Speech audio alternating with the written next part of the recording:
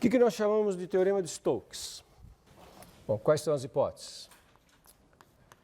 F de um D contido em R3 em R3, vou chamar de V para não confundir com o domínio da parametrização de superfície. V, campo vetorial no R3 com boa classe de diferenciabilidade. É a mesma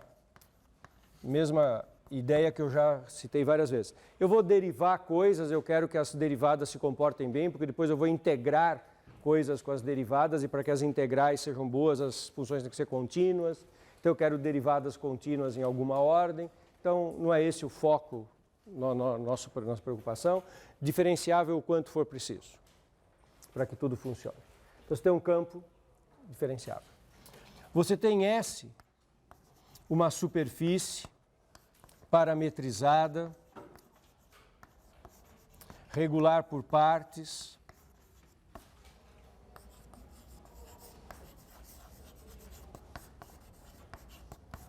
orientável.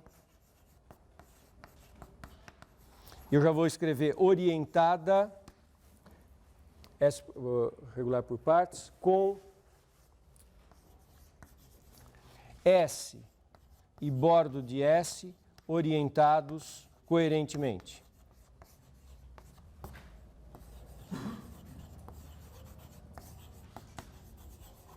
Ou seja, a superfície S tem bordo, então tem que ficar bem claro para você o conceito de bordo, e tem que ficar bem claro que a orientação. Dada uma superfície orientável bonitinha, tem um bordo, identifiquei o bordo. Quantas maneiras eu tenho de orientar coerentemente? Tem duas. E duas maneiras de orientar não coerentemente, que são as 4 possibilidades de combinar vetor normal e sentido de percurso. Então, está orientado coerentemente. Então, vale a seguinte igualdade. A integral sobre a superfície S do hot F n ds, integral de superfície da componente do hot na direção normal, é igual à integral sobre o bordo de S do campo F. Essa integral aqui é a integral do tipo trabalho. Eu vou mostrar por que isso é verdade. Os principais highlights do que está acontecendo aqui. Vou fazer algumas observações importantes. Não é uma demonstração formal, mas é uma demonstração, algumas observações que são muito ricas no seu conteúdo. Não vai ser uma demonstração porque vai ter um ponto que eu não vou fazer, que é um ponto que não acrescentaria nada para a gente. Eu vou fazer aqueles pontos que são relevantes para a formação de vocês, para o primeiro curso. Primeira coisa bonita a perceber, e primeira pergunta, não é nem óbvio por que eu estou falando nisso. Observe que se um campo é bastante diferenciável, o divergente do hot é nulo. Sempre que um campo tiver suficiente classe de diferenciabilidade, o divergente do hot do campo F será sempre zero.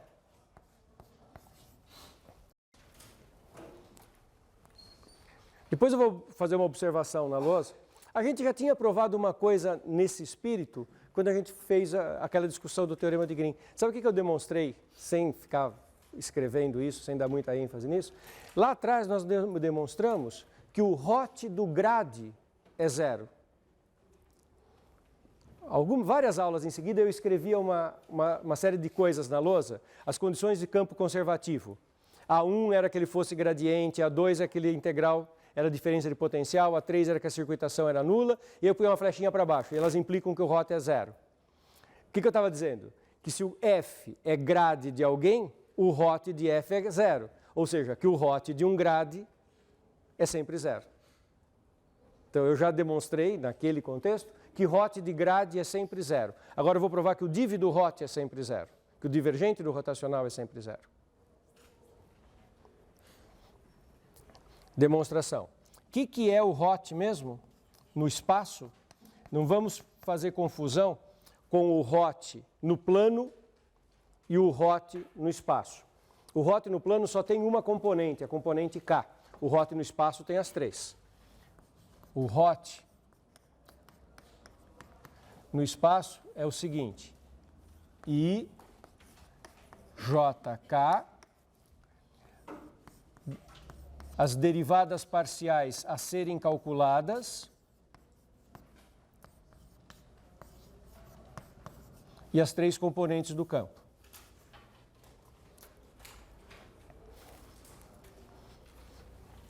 Que é, na direção I é del R, del Y, menos del Q, del Z. Na direção I. Na direção J, lembra que na J troca o sinal, é menos del R, del X e mais del P, del Z, que tem sempre uma troca de sinal. E na direção K, del Q, del X menos del P, del Y. Na direção K, del Q, del X menos del P, del Y. Quando o campo era plano, o R era zero, então essas derivadas aqui eram zero. E quando o campo era plano, não havia dependência de Z. Então as derivadas em Z também eram zero.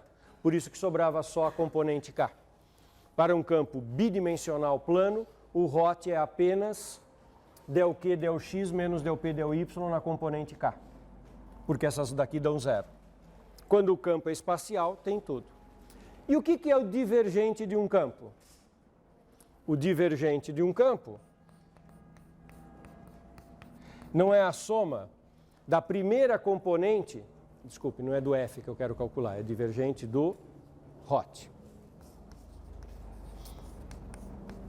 Mas qual é a ideia de divergente? Eu não pego a primeira componente e derivo em x, a segunda em y, a terceira em z e somo tudo?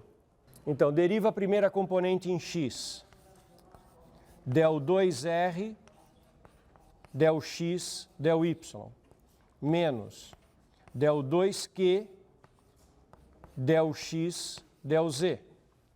E vocês já estão prevendo o que vai acontecer. Vão aparecer derivadas de ordem mistas de ordem 2, se cancelando nas ordens trocadas, e o teorema de Schwartz garante que dá zero se for suficientemente diferenciável. É super bonitinho, né? Mas, agora deriva a segunda em y. Del 2p, del y, del z, menos del 2r, del y, del x. Mais, agora a terceira em z, del 2q, del z, del x, e finalmente menos del 2p, del z, del y. E todos se cancelam, né? Del 2r, xy, del 2r, yx, são iguais, um com mais, outro com menos, cancela. Menos del 2q, xz, mais del 2q, del z, del x. Ordem trocada, são iguais, sinais trocados, cancela. E o del 2p, yz, nas duas ordens. O que o campo tem que ter para ter essa propriedade? As funções componentes têm que ser de classe C2. É isso que eu comentei quando eu escrevi aqui de classe CR. Para efeito desta teoria, a gente suporá sempre aquilo que for necessário para que os resultados valham. Então, todo mundo entendeu que o div do hot é zero?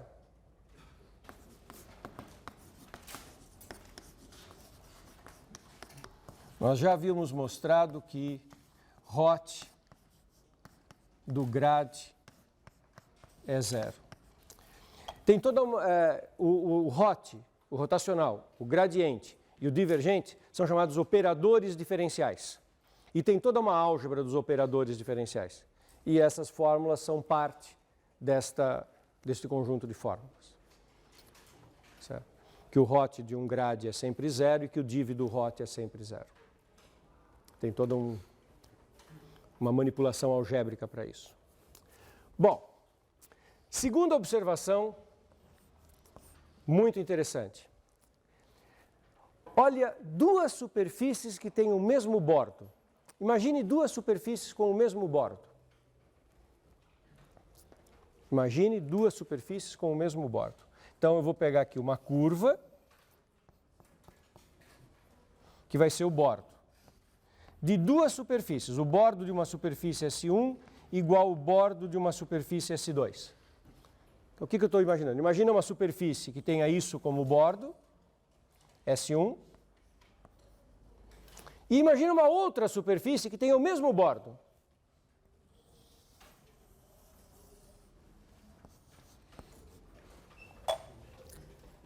Imaginaram que meu desenho está suficientemente claro? Vocês estão percebendo o que eu estou pensando aqui? Uma superfície S1 e uma outra superfície S2, ambas com o mesmo bordo, e o bordo é essa curva comum a ambas.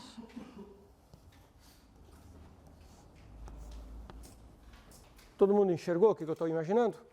Uma curva de bordo, uma superfície e outra superfície, ambas com o mesmo bordo. Sabe o que acontece se eu calcular a integral do hot em cima de uma e da outra? Dá igual. Olha que não óbvio. Você pega duas superfícies que podem não ter nada a ver uma com a outra, elas só têm o bordo em comum. Aí eu pego um certo campo, calculo o rotacional do campo, que vai variar no espaço, em cada ponto do espaço o rotacional tem um certo valor, e eu calculo a integral do rotacional sobre um pedaço e a integral do rotacional sobre outro pedaço. Dá igual. Quem justifica isso? Teorema de Gauss.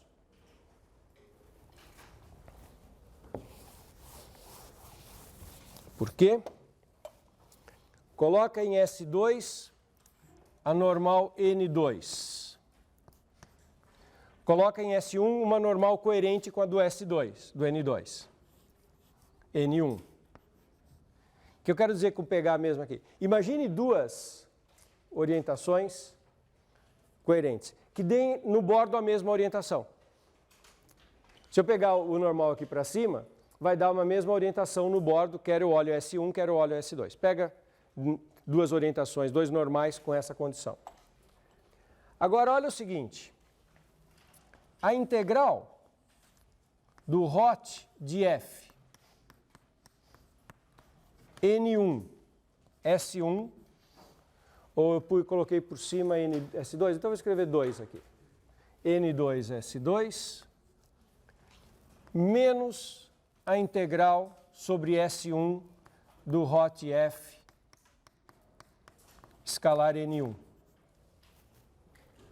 São dois fluxos. Integral de superfície de campo vetorial. O campo vetorial que eu estou usando é o hot. Eu estou aplicando a ideia de fluxo, integral de superfície de um fluxo em cima do para que campo? Não para o f, mas para o hot f.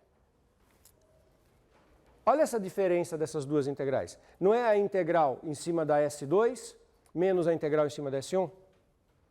Isso é igual a fazer um único fluxo sobre S2 unido com menos S1. Porque eu estou subtraindo. Então significa a mesma coisa que eu trocar o N1 pelo seu oposto e somar.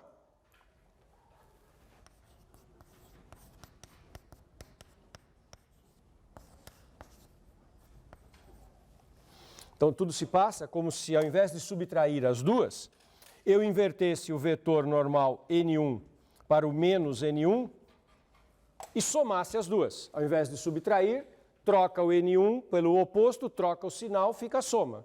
Então fica a integral no S2 mais a integral no S1. Só que S2 para cima é S1 para baixo. Opa!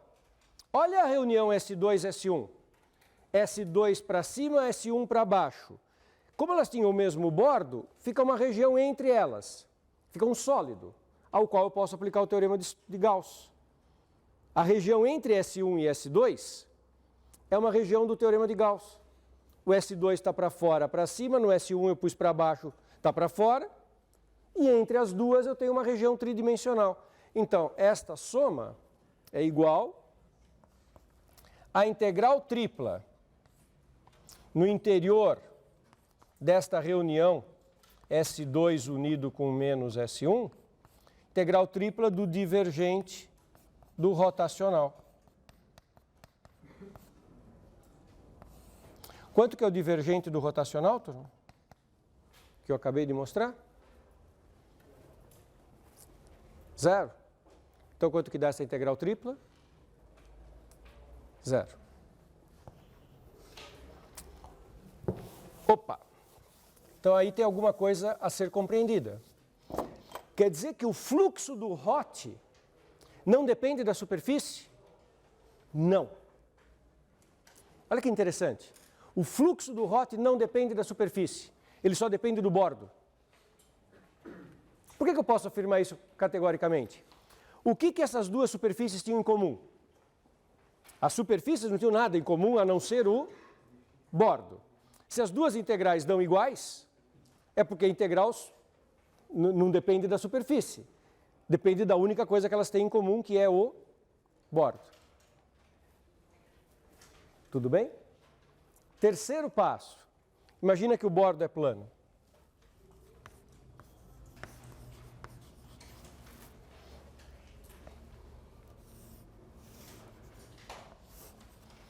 Então, imagina um bordo plano com S1, S2. Agora, tanto faz quantas superfícies eu coloque, não? Já vi que não depende da superfície. Tá certo?